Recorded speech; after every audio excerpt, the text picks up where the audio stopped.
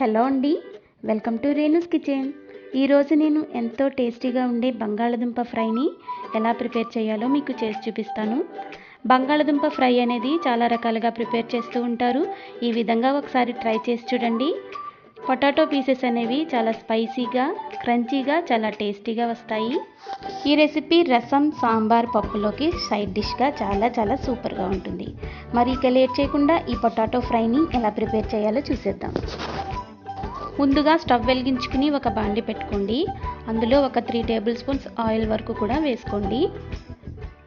Oil కాగిన తర్వాత నేను ముందుగానే బంగాళదుంపల్ని చిన్న ముక్కలుగా కట్ చేసుకుని ఒక 2-3 సార్లు శుభ్రంగా క్లీన్ చేసుకుని పెట్టుకున్నాను.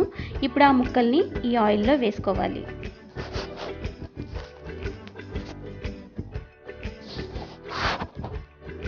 మనం పొటాటోస్ని కట్ చేసుకునేటప్పుడు అన్ని ముక్కల్ని కూడా సమానంగా కట్ చేసుకున్నట్లయితే చక్కగా అన్నీ సమానంగా ఫ్రై అవుతాయండి.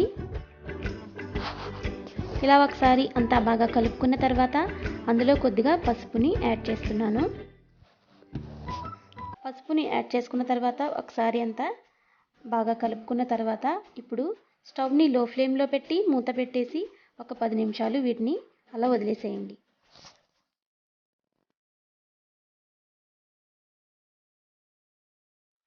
ఇలా ఒక 10 నిమిషాలు మూత పెట్టి కుక్ చేసుకున్న తర్వాత ఈ బంగాళదుంప ముక్కలన్నీ కూడా చాలా చక్కగా మగ్గిపోయినాయండి. ఇప్పుడు ఒకసారి అంతా బాగా కలుపుకుని ఇప్పుడు టేస్ట్కి సరిపడగా సాల్ట్ని యాడ్ చేసుకోవాలి. మనం వేసుకున్న సాల్ట్ ఈ ముక్కలకి పట్టేలా ఒకసారి అంతా బాగా మిక్స్ చేసుకోండి. ఇలా 1 నిమిషం ఫ్రై చేసుకున్న తర్వాత ఇందులో నేను 1 స్పూన్ జీలకర్ర పొడిని యాడ్ చేస్తున్నాను. జీలకర్ర పొడిని బాగా కలిసేలా ఒకసారి కలుపుకోండి. మనం బంగాళదుంప ఫ్రైలో ఇలా జీలకర్ర పొడిని యాడ్ చేసుకోవడం వలన గ్యాస్ ప్రాబ్లం అనేది ఉండదండి. అలాగే చక్కగా జీర్ణం అవ్వడానికి కూడా హెల్ప్ చేస్తుంది.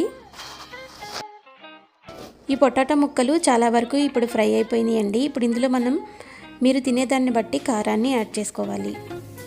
ఇలా కారాన్ని కూడా యాడ్ చేసుకున్న తర్వాత ఒకసారి అంతా బాగా కలుపుకోండి.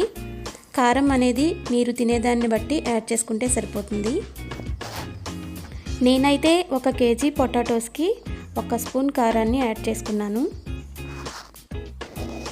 మనం ఇంతవరకు స్టవ్ని లో ఫ్లేమ్లో పెట్టుకుని ఒక్కొక్క ఇంగ్రీడియంట్ యాడ్ చేసుకుంటూ ఫ్రై చేసుకున్నాం కదా. ఇంకా చివరిగా మనం కారం యాడ్ చేసుకున్న తర్వాత ఒక 2 నిమిషాలు స్టవ్ని హై ఫ్లేమ్లో పెట్టుకుని కలుపుకుంటూ ఫ్రై చేసుకున్నట్లయితే ఈ పొటాటో ముక్కలు అనేవి క్రంచీగా కరకరలాడుతూ వస్తాయి. ఒక 2 నిమిషాలు హై ఫ్లేమ్లో పెట్టి ఫ్రై చేసుకుందాం.